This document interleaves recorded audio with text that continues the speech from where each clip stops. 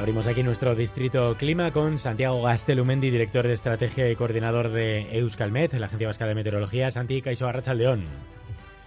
Muy buenas, ¿qué tal? Bueno, estos días habla mucho en las noticias de los satélites de Elon Musk, también del éxito de la empresa de Elon Musk el otro día con su mega cohete Starship. Y hoy nos propones hablar del papel de los satélites y de su aportación a la meteorología, porque evidentemente sin satélites sería muy difícil para vosotros trabajar y conocer la previsión del tiempo. Eso hay que decirlo claramente. Sí, es así. Los satélites en general y en particular los geoestacionarios, luego lo haremos un poco tipos de satélites, son esenciales hoy en día.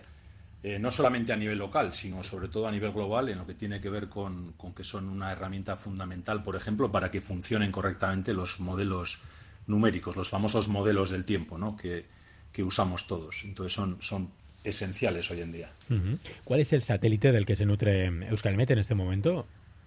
Bueno, en principio estamos usando dos variantes, ¿de acuerdo? Serían los gama de satélites polares y gamas de satélites geoestacionarios. Entonces, dentro de los satélites polares, lo importante es entender que estos orbitan en torno a 800-900 kilómetros, es decir, pasan muy cerca de la Tierra, pero necesitamos varias pasadas para poder tener información.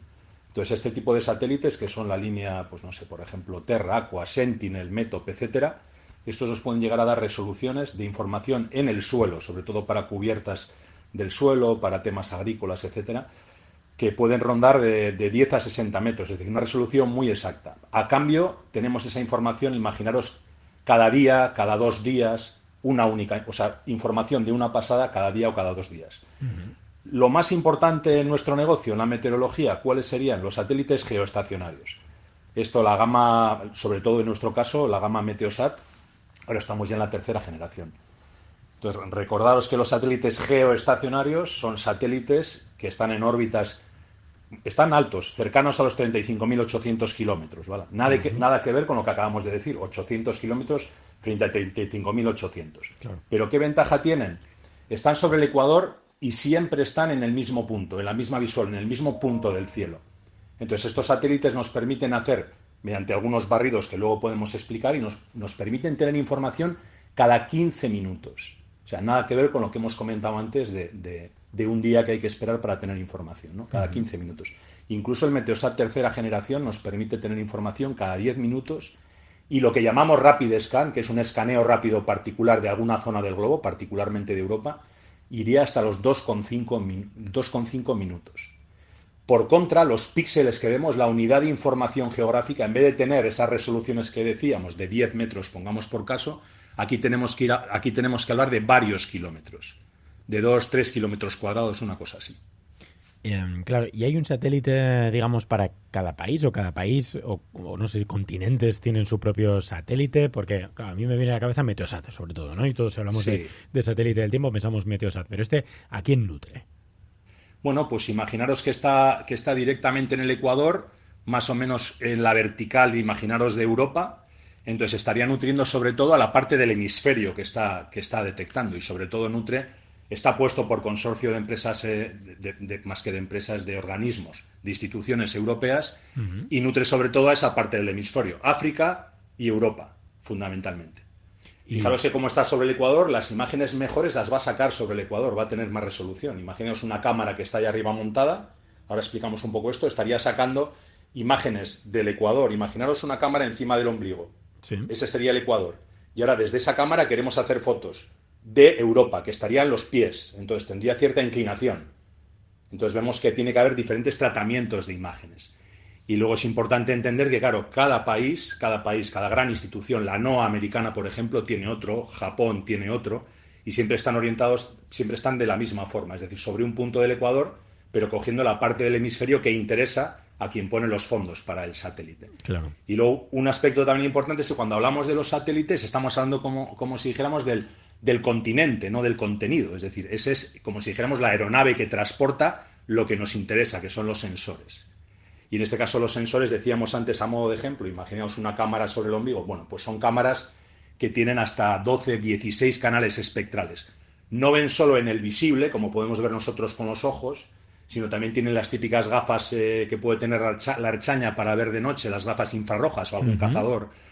Entonces tienen diferentes canales, desde toda la gama del visible hasta parte del infrarrojo y parte de ultravioleta. Esas diferentes longitudes de onda nos permiten ver fenómenos concretos y analizar cosas de forma más concreta. Fundamentalmente las nubes, ¿vale? Eso es lo que estamos viendo.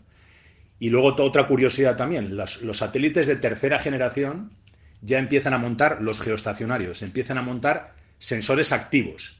Ya no solamente es fotografía, la luz del sol, la luz infrarroja emite y lo capta una cámara, una especie de cámara, sino que incluso está emitiendo el propio sensor, emite radiación que rebota sobre los objetos y es analizada por el propio sensor. Eso se llama teledetección activa. Eso nos va a permitir incluso tener perfiles de viento y de temperatura, lo nunca visto desde un satélite geoestacionario, y otras cosas de mucho interés dentro del campo meteorología operativa. Claro, y desde luego han servido para dar pues mucha precisión a los partes meteorológicos, pero ¿cómo funciona exactamente? ¿Cómo de la información que os llega del Meteosat o del satélite que sea, luego la convertís en previsión en parte meteorológico? Como comentábamos otros días, respecto a la meteorología operativa, tenemos que pensar si lo que vamos a hacer son análisis o van a ser pronósticos a diferentes plazos. Entonces, todo lo que tendría que ver con los pronósticos, como decíamos al comienzo, hay que entender que esa información de los satélites se convierte en variables meteorológicas y son asimiladas dentro de los modelos matemáticos. Recordemos también que los modelos matemáticos, para conocer sobre todo el medio plazo, el corto y medio plazo, es importante que se conozca bien el estado actual de la atmósfera. Pues esos satélites nos permiten tener mucha más información que la que tendríamos directamente con información in situ, que serían las estaciones, que siempre están distribuidas. Obviamente no es homogénea la distribución de estaciones, ¿de acuerdo? Puede haber una, en el caso de Euskadi están con bastante buena resolución, pero imaginaos una estación cada 100 kilómetros, por ejemplo. El satélite nos permitiría tener información de mucha más alta resolución. Eso respecto a los modelos numéricos, asimilación. Y luego en el día a día nuestro, sobre todo, son esenciales para analizar una situación concreta y para hacer lo que llamamos nowcasting, que es la predicción a muy corto plazo. Entonces eso nos permite ver cuál es la distribución de los sistemas atmosféricos, sobre todo basándonos en nubosidad y en esos diferentes canales que hemos dicho. Al final lo que estamos viendo nosotros son imágenes con colores que podemos interpretar y son imágenes en movimiento. Entonces podemos estimar traslaciones de diferentes cosas de interés. Por ejemplo, un frente se puede ver en un satélite, podemos ver cómo está avanzando. Entonces podemos hacer un pronóstico para próximas horas de dónde va a estar ese frente. O si un modelo nos decía que una zona de bajas presiones tenía que estar aquí y estamos observando con el satélite que no está ahí, pues sabemos que el pronóstico tenemos que modificarlo porque no iría acertada la predicción numérica. Pues vamos a la predicción más inmediata, porque por ahí nos llegan noticias de que puede venir una nueva dana, incluso también de que pueden venir mareas vivas los próximos días. Antes ya nos decía Ecomazo que se va a complicar, mañana va a ser un día de mucha lluvia. ¿Hasta qué punto podemos hablar de danas, de mareas vivas los próximos días, Santi? Pues ambas cosas. Uh-huh. Es decir, para próximos días lo que pasa es que nos va a atravesar una vaguada, que es lo que nos trae el aviso amarillo de precipitaciones persistentes de mañana. Guipúzcoa mañana, aviso amarillo, acordaros siempre amarillo, naranja, rojo, para ver un poco la importancia del fenómeno. Uh-huh. Mañana amarillo, de 0 a 24 en Guipúzcoa, especialmente al este, porque vamos a tener precipitaciones persistentes. Esas precipitaciones persistentes vienen de una vaguada que nos va a atravesar, vaguada, aire frío en altura, que luego cerrará y se convertirá en dana, depresión aislada en niveles altos, pero eso lo va a hacer ya sobre Cataluña. Entonces, mañana, como consecuencia del paso de la vaguada, que luego se convertirá en dana y se queda en nuestro entorno, vamos a tener precipitaciones abundantes en vertiente cantábrica. Incluso lo que estamos diciendo, un aviso amarillo en Guipúzcoa, con precipitaciones que pueden rondar entre 30 y 60 en vertiente cantábrica. Entonces, pues nos toca hablar de danas, pero es verdad que no es una situación excesivamente delicada y por eso estamos en amarillo. ¿De acuerdo? Ha habido otras ocasiones con danas que hemos de precipitación mucho más efectiva. Lo peculiar de esto, de nuevo, suele ser el juego que hay entre de dónde viene el viento y la cantidad de humedad que trae. Y luego siempre hay que darle ese aporte de que tenga suficiente ascensión para subir.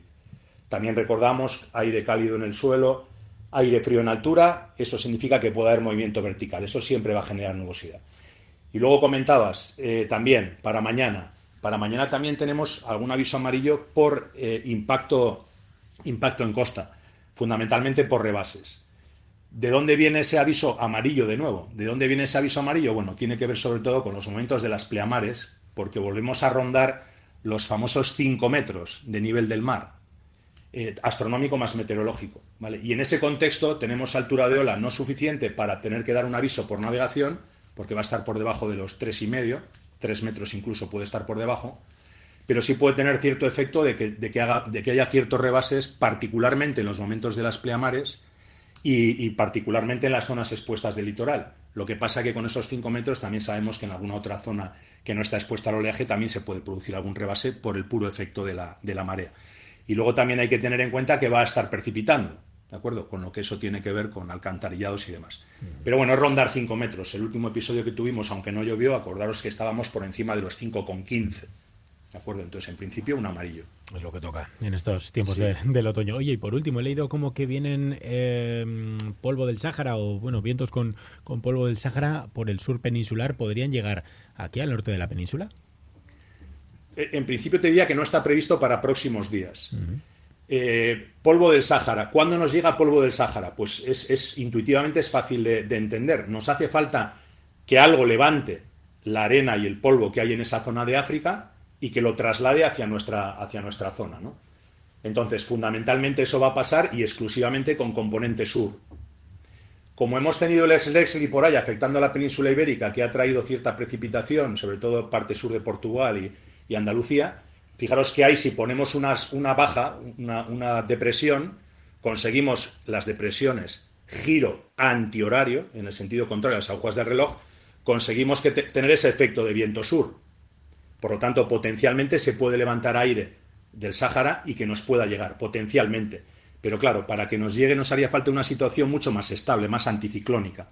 Porque si no, automáticamente la propia atmósfera con la precipitación va a lavar ese polvo y no nos va a llegar. Mira. Entonces, durante próximos días no estaría previsto. Aunque la situación de esa baja presión donde estaba, sí es verdad que favorecía viento sur. Desde ya mismo perdemos el viento sur y pasamos a noroestes, por eso empeora, bajan las temperaturas, etcétera, y tal vez recuperemos la semana que viene, veremos. Veremos, día a día, mejor. Día a día. Cada un día, cada 2 días, no mucho más y menos en estos tiempos tan cambiables. Sí. Santi Gaztelumendi, director de estrategia, coordinador de Euskalmet. Eskerrik asko, un abrazo. Gracias a vosotros, agur.